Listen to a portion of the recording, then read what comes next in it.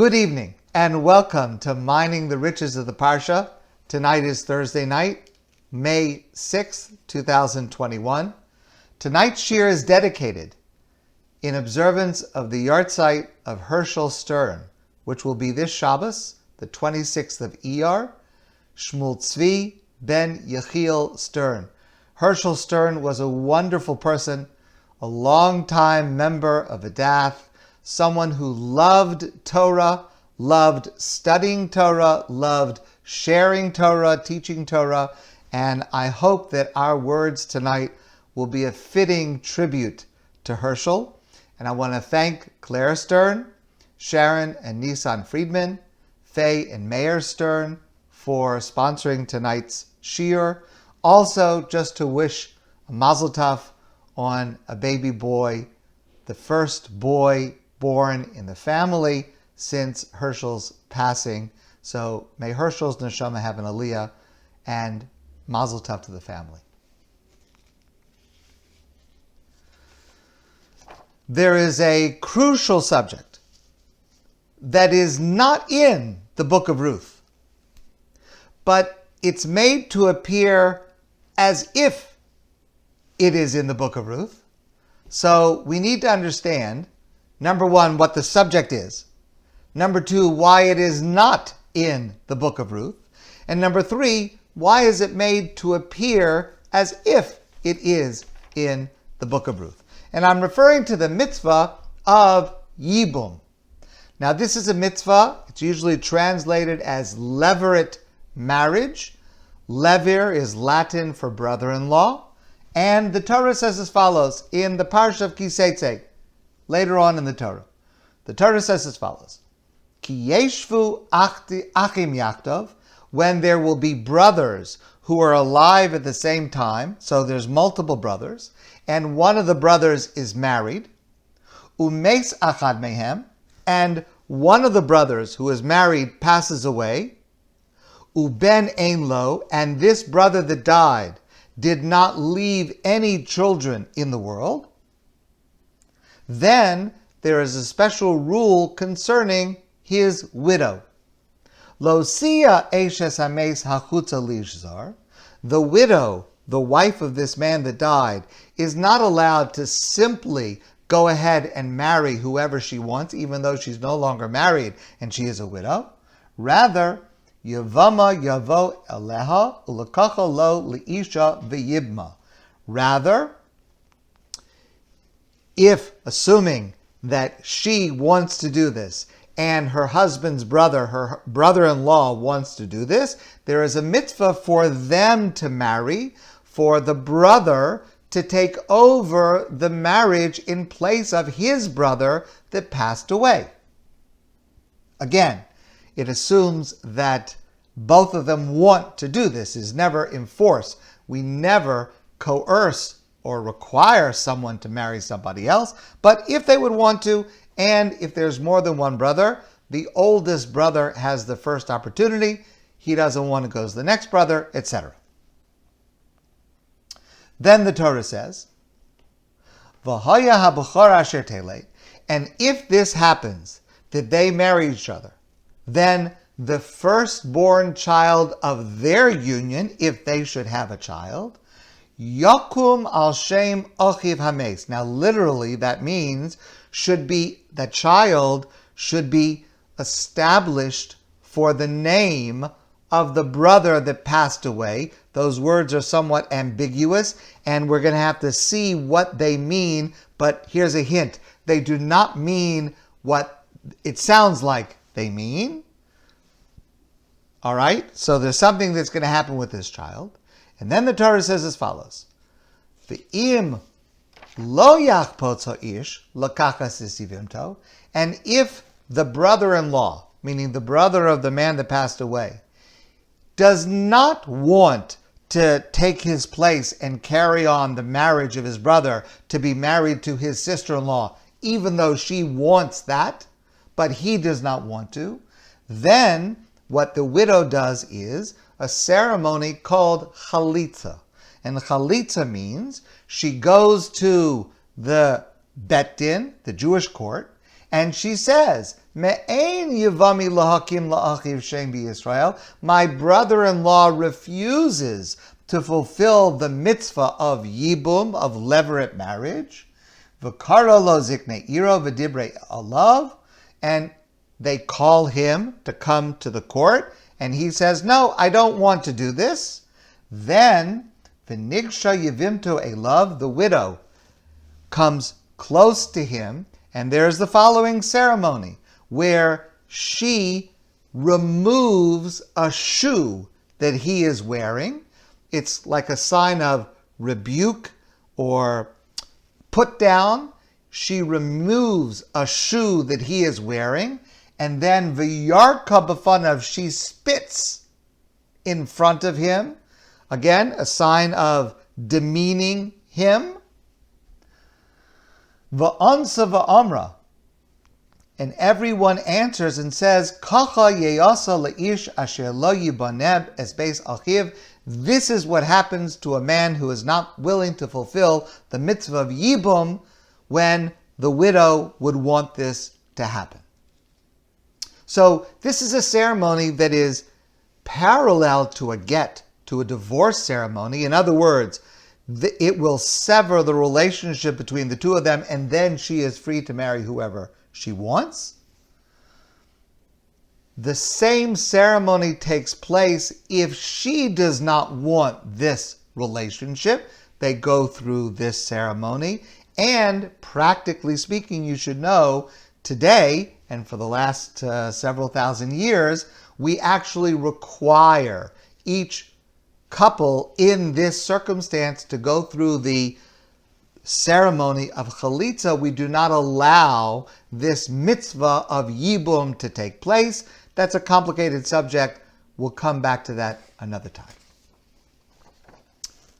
But there's a problem, because this mitzvah of yibum is one brother taking over the marriage of another brother that died.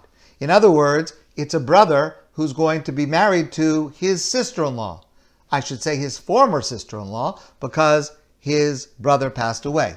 But the problem is that earlier, just a couple of weeks ago in the Parsha of Kedoshim, we learned, the Torah told us that that relationship is prohibited. It's an act of incest. V'ish asher yikach es eshes achiv, if a man should marry the wife of his brother, even after his brother passes away, it's prohibited. It's an act of incest. It's not allowed. So how can there be a mitzvah of yibum when the relationship is prohibited because it's incest? So our rabbis in the Talmud explain, this is an example of a principle known as aseh doche los aseh. A positive commandment takes priority over a negative commandment. When there is a conflict between two mitzvos, one of them is negative, do not do this. The other is positive, you should do this. In certain circumstances, the positive commandment takes priority over the negative commandment. But it's only if all the conditions are met. So, if the two brothers are brothers from the same father, they're alive at the same time, the first brother leaves no children, then there's a mitzvah of yibum. But if any one of those conditions is not in place, then it's a terrible sin. So you have one act, it's either a great mitzvah or a terrible sin, depending on the circumstances. Okay. Now, let's go to the Book of Ruth. Remember, we're discussing different aspects of the Book of Ruth in preparation for Shavuos, which is coming soon. So this is going to help us with background to being able to understand an underlying theme that is a major theme within the Book of Ruth. This will help us to understand that so that we'll be able to appreciate it better when Shavuos comes. All right. Ruth is married to a man named Machlon. Machlon is Naomi's son. Machlon dies and leaves no children. He has a brother named Kilion. Theoretically, there might be a mitzvah of yibum involved there, but Kilion also dies, unfortunately. So, there's no brother, there's no yibum. There's no mitzvah of yibum whatsoever. Later in the story, Boaz marries Ruth. That is not the mitzvah of yibum, because Boaz is a cousin to Machlon, Ruth's first husband. A cousin, there is no mitzvah of yibum. The mitzvah of yibum is only an actual brother. So yibum does not occur in the Book of Ruth, but it is made to appear as if it is in the Book of Ruth. For example, there are a couple of examples, but I'll give you just one. Last week we discussed that Ruth asks Boaz to be the Goel, the Redeemer. So what that means is Naomi had been a wealthy person before she and her husband and her family left Bethlehem, the city where they lived. And her husband and her two sons died. She comes back to Bethlehem with Ruth, her former daughter-in-law, but she's called her daughter-in-law. And when she comes back, Naomi is impoverished. All of the fields that she had owned had been sold off to satisfy creditors. So there is a mitzvah that we discussed last week, and it's actually in this week's Torah portion, the Parsha BeHar, called Geulas Karka, the redemption of land, which means that a relative can buy back the field and return it to the possession of the original person who had to sell it because of poverty, and that's a great mitzvah. So Boaz is asked by Ruth to be the Goel, to buy back the fields that had originally belonged to Naomi and return them to Naomi's possession so that Naomi will no longer be impoverished. She will have a source of income to support herself. That's called the Goel, the Redeemer. Boaz says to Ruth, when she asks him to do this mitzvah, this kindness, this favor, Boaz says, well, I would like to do it, but there's a problem, because he says, I'm not the closest relative. Boaz is a nephew to Elimelech, Naomi's husband, but there's another relative, Ploni, who is a brother to Elimelech. So he's a closer relative. And the way redemption of property works, this mitzvah of Geula, is it's offered first to the closest relative. If that relative declines, then the next relative can have a chance. Similar to the mitzvah of Yibum, where the oldest brother, surviving brother, is given the first chance, and if not, the next brother. Okay, it's a similarity. So Ruth asks Boaz. Boaz says, I've got this, I'd like to do it, but there is this technicality. So the next morning, Boaz tries to solve the problem. The next day, he goes to Ploni, his uncle, the closer relative, and he says, Ploni, you are the closest relative to Elimelech, now to Naomi. You have the first right of refusal to do this mitzvah of Geula, of redeeming the fields. And then listen to the words that Boaz says to him. Vayomer Boaz, and Boaz says to Ploni, his uncle, B'yom kanoscha asada miyad Naomi. At the same time that you're going to that you have the opportunity to buy back the fields and return them to the possession of Naomi, that's the mitzvah of Geula, redemption of property. Ume'es rus hamoavia eshes hames kanisa, you will also marry Ruth. It's not immediately clear why those two things go together, but listen to the next words. You will also marry Ruth, that is, I'm giving you the opportunity to marry Ruth, again, assuming both of them agree to it. Lahakim shem hames al nachaloso, to establish the name of the dead husband, meaning Ruth's husband, Machlon, who died. Hold on a second. That phrase sounds like yibum. That's almost the same phrase that the Torah uses about yibum. But this is not yibum because it's not the brother.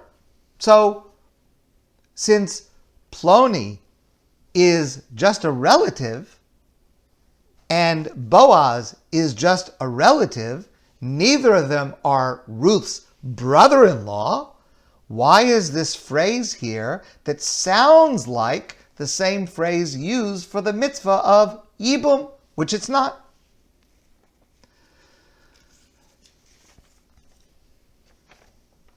So,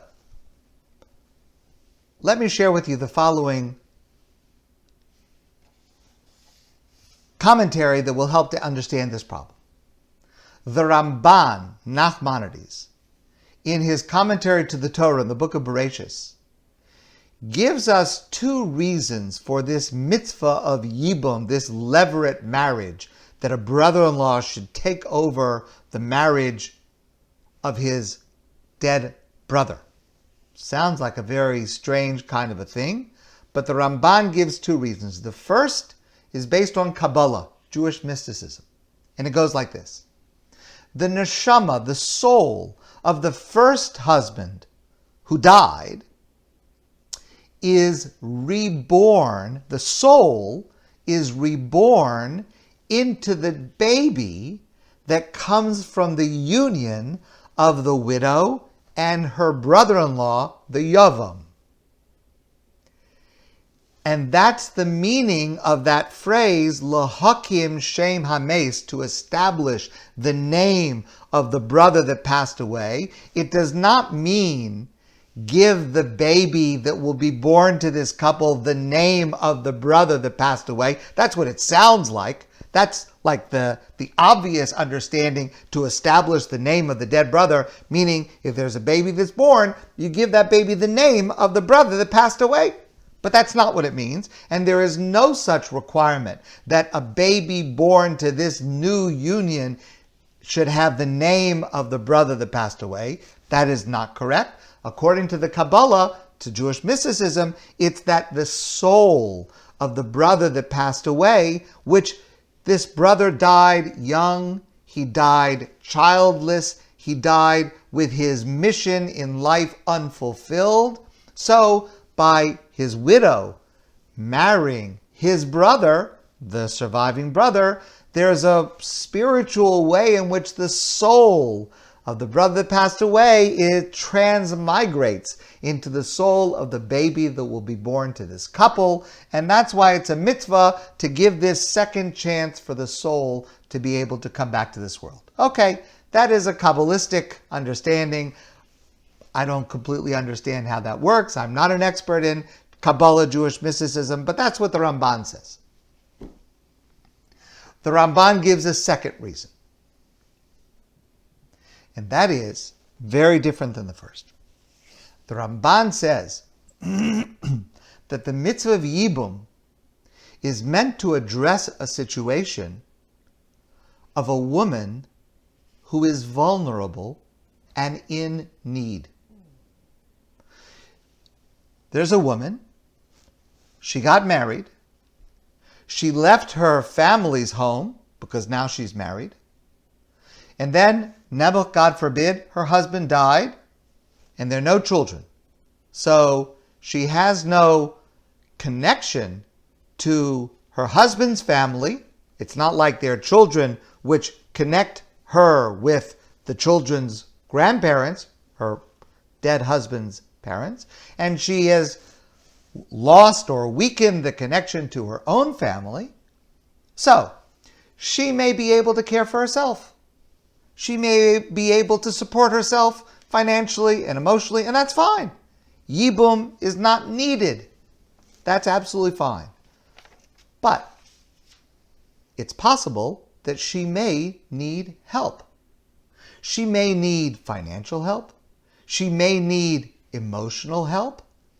Yibum is a mitzvah of chesed, of kindness and compassion in a situation where it is needed and wanted for the brother-in-law to take over the marriage, to take his deceased brother's place in the marriage. Again, only if they both want that to happen. Ordinarily, this relationship would be prohibited. It is an act of incest. But when it is within this context of helping this woman, it's a mitzvah. And if this woman is willing and wants this relationship with her brother-in-law, but the brother refuses to do this, that is a lack of compassion on his part. And that calls for a ceremony where he is demeaned. He is criticized for his lack of compassion to his brother's widow. And the ceremony of chalitza says this, where she, the widow, says about her brother-in-law, he refuses to do this act of kindness. He refuses to come to my assistance and to carry out the mitzvah of Yibum, and he should be degraded for rejecting the opportunity to do this magnificent act of kindness. That's the reason for the pejorative aspect of this ceremony of chalitza. Okay, now, the Ramban Nachmanides continues, and he says, all of this is the letter of the law for the brother to do, but only when all of the conditions are in place. But in addition to the letter of the law, there is also the spirit of the law. And that means any relative of the brother that died, even though the formal mitzvah of Yibum does not apply because that requirement is only a mitzvah for the actual brother, but any relative could do the same thing. Again, assuming both of them are willing. This would be a supreme act of kindness, of compassion, of chesed, similar to the mitzvah of geula, of redemption of property, which is an altruistic act that will enable someone to escape the cycle of poverty, as we discussed last time. Again, I keep repeating this because I don't want there to be any misunderstanding. Again, only if the widow and the relative of the husband who died want this relationship to take place. And that is what Boaz does. Boaz is the goel for the fields of Naomi, and he marries Ruth, not in the formal fulfillment of the strict letter of the law, but in the spirit of the law of Yibum. And that's why the phrase of Yibum is invoked, even though the formal mitzvah does not apply, but the spirit of the idea of Yibum is a major part of the story of Ruth. So what we have is another mitzvah that is widened in scope to allow one to care for another in need in a most wonderful and altruistic manner. And it is clear from the text of the Book of Ruth that Boaz realizes what he is doing for Ruth is much less than what Ruth is doing for Boaz. Okay, that's background for the Book of Ruth. Hopefully it will make it more meaningful when we come to Shavuos and read it on Yom Tov. This week's Torah portion is the double Parsha, BeHar-BeChukosai, and with this Parsha we end the third book of the Torah, the book of Vayikra. The second Parsha, BeChukosai, starts with the following words. Im BeChukosai telechu, God says to the Jewish people, if you follow my commandments and observe my laws, then all of these blessings are going to happen to you. you're going to have plenty, there'll be rain, you'll be fruitful, everything will be good, there'll be peace, everything you could want is going to happen, God says, if you follow my commandments. Then the Parsha says, V'im lo yishmu li, but if you do not listen to my commandments and you do not follow my laws, then there's a series of the opposite of blessings that take place, and it is a very frightening scenario of very not good things to happen to the Jewish people if that takes place. Okay. It's a complex and heavy Parsha, and it is difficult to understand on many levels. But let's just focus on one small part of it. Let's focus on the first part. That's a lot more pleasant to deal with. In BeHar-BeChukosai telechu, if you follow my commandments, then all of these wonderful things are going to happen. Blessing after another blessing until we get to the final verse. This is the final verse in the series of blessings that will happen if we observe all of God's commandments, of course, to the best of our ability. Nobody's perfect, but here's the pinnacle of the blessing. A very curious verse as follows. Ani Hashem Elokechem, I am the Lord your God. Asher hotzetzi eschem me'eretz Mitzrayim, I took you out of the land of Egypt. Miyos lehem avadim, and I saved you from being slaves in Egypt. Right? That's the story of Exodus. Ve'eshbar motos ulchem, I break the burden or the bars of your yoke. You know, a yoke is that heavy thing that's on an animal that's carrying a plow. I break the bars, the burden of your yoke. Va'olech eschem komamios, and I lead you, I march you upright. Komamios, upright. Very strange phrases. And there's a problem with the grammar in this verse, because the first part of the verse is in the past tense. I am the Lord your God who took you out of Egypt and saved you from slavery. That's past tense. But the last two phrases are in a tense that in Hebrew is known as the present ongoing tense. In other words, it's a present tense, but it also includes a future tense. Changing of tenses within one sentence is very strange. The eshbar motos ulchem, I present tense and future tense, I do this now and I will do it in the future, lift up the yoke from being a burden on you. V'olech eschem komamius, and I lead you upright. What is that? Is it a blessing? It's the pinnacle of the passage of blessings. Is that a blessing, or is it something else? So let's start with this word, komamius. Now I translated it as upright.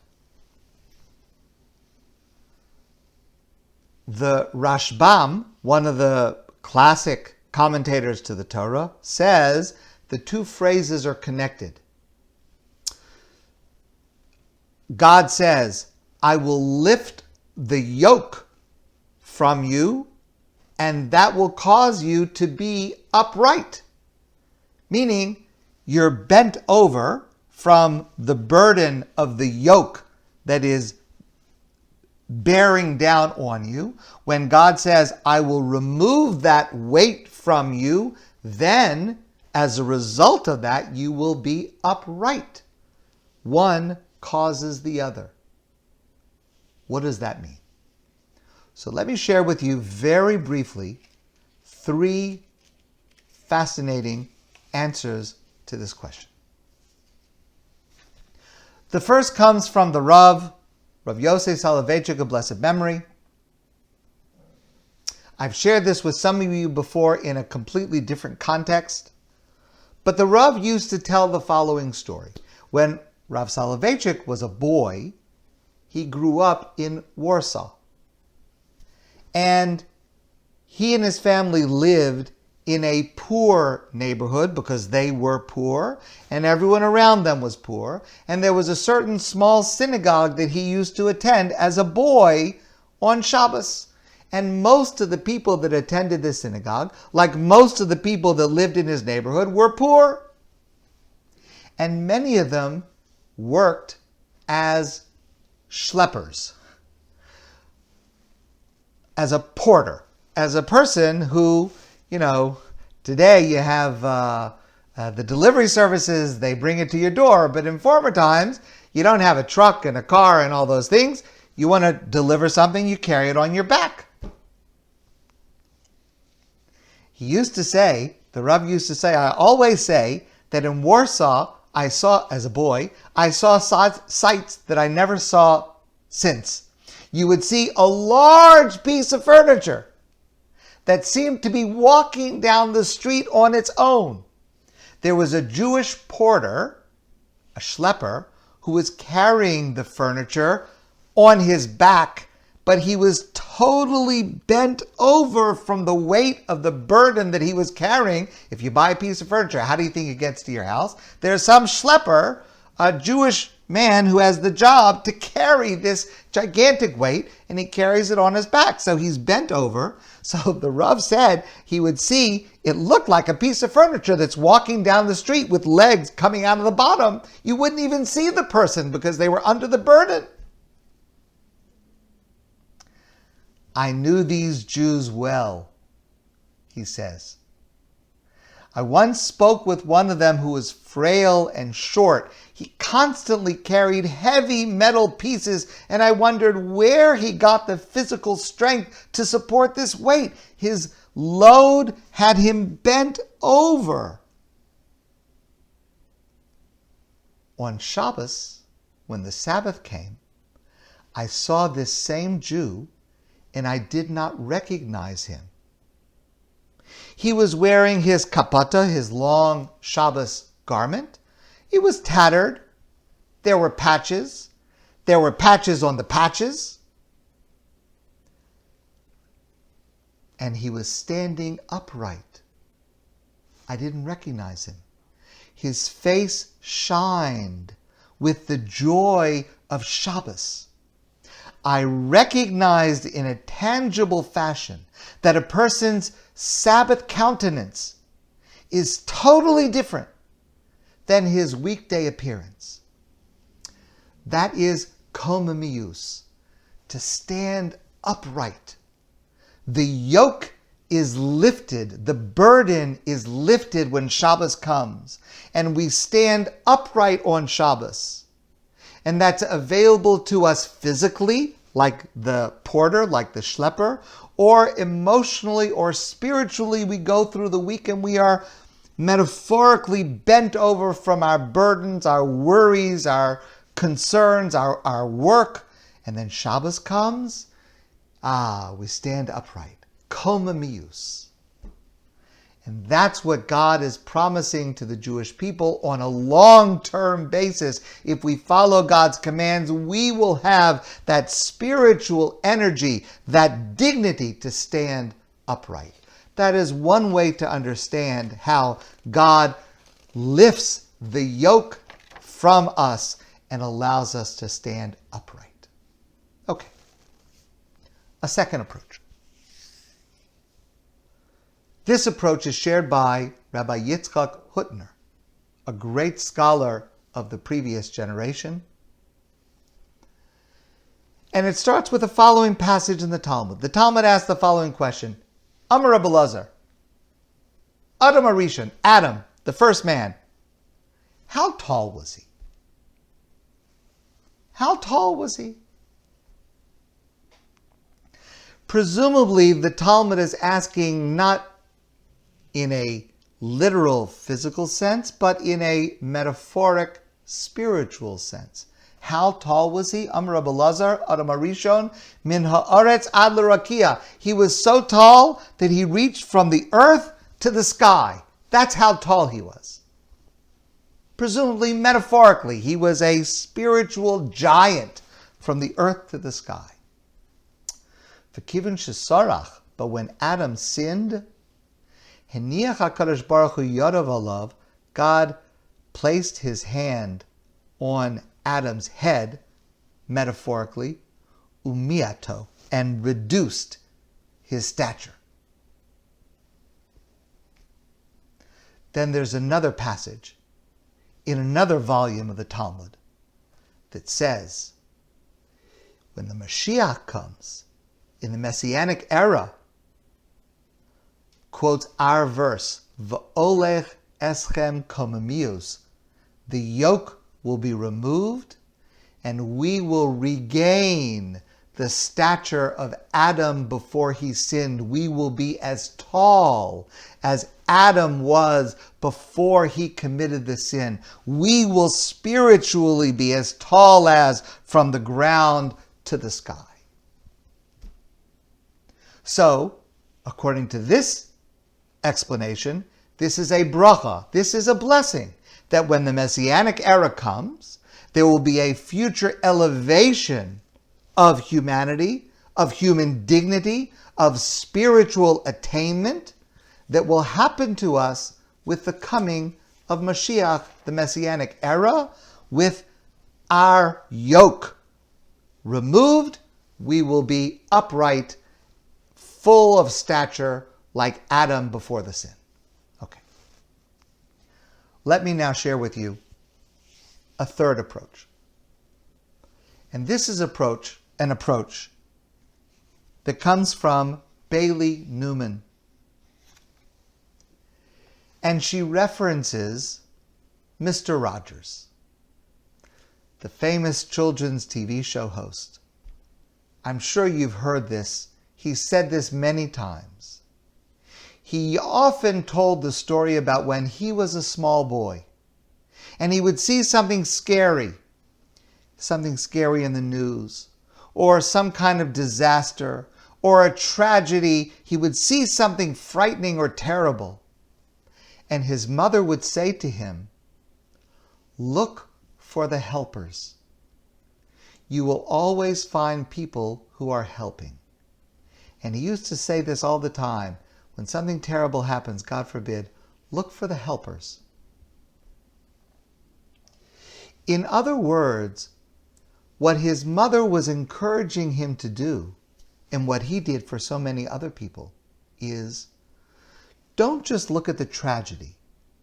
Look beyond the tragedy to those who are removing the yoke, to those who are helping.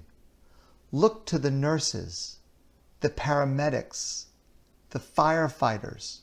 Look to the grandparents, to the friends, to the spiritual leaders, the people who are on the sidelines of the tragedy, but they see something happening, they see somebody in need, and they jump in and involve themselves. In other words, we can train ourselves to look beyond the tragedy and find the goodness, beyond the terror, and find those who are jumping in to save from the terror. And then she tells the following story. I've shared with you before, she was a social worker, and she says that she once had a client, a young girl, that had gone through a lot of difficulties. This young girl was in an alternative high school, and Bailey told this story about Mr. Rogers. Look for the helpers to this young girl. And the young girl smiled and she said, "Yeah, I have a secret. I have a way that I do the same thing." And she said to Bailey, "Sometimes I take the subway to school. Sometimes I make paper cranes, a piece of paper, and I write a message on it, a message of encouragement, a message of praise. It's completely anonymous. It's on colorful paper. I fold it into the shape of a crane, and when I get to my stop and I get up to leave the subway, I just leave it on the seat." Nobody knows who did it. I just leave it there. So Bailey asks her, why? What do you get out of that? What benefit? And how did you even think of such an idea? Why would you even think to do such a thing? So this girl says, I'm going to school in the morning. I'm on the subway. I look around at all the strange faces. I know, because I know my own experience, I know there are others that are going through struggles, sorrows, challenges, difficulties, maybe invisible, but I know people are going through difficulty because I know that I have been. And I say to myself, how could I improve their lives? How could I somehow infuse myself into their narrative and offer them an unexpected moment of joy, an unexpected moment of recognition, of awareness? And she said to Bailey, she said, listen, sometimes you don't have Mr. Rogers' mother to be able to come and be a helper, to look for the helper. Sometimes there is no helper. A person could be sitting there and they're going through something terrible and there is no helper. Sometimes you can't expect somebody else to show up to be the helper, to remove the yoke. Sometimes you have to be that helper. Sometimes you have to be the one to lift the yoke from someone else's shoulders. And this is my way of doing that. I just leave it anonymous. Nobody knows I did it. Nobody knows the name, but somebody will pick it up. And maybe there'll be a person that really needed that word of encouragement, that word of praise. And I'll be the one to help. Bailey Newman continues and says that she learned this lesson from Rabbi Noach Weinberg of blessed memory, a great, great rabbi. And he commented on a passage in the Torah at the very beginning of the book of Shemos. Remember when we first meet Moses. Remember the narrative? Moshe goes out and he sees one day that there is an Egyptian who is mercilessly beating a Jewish slave.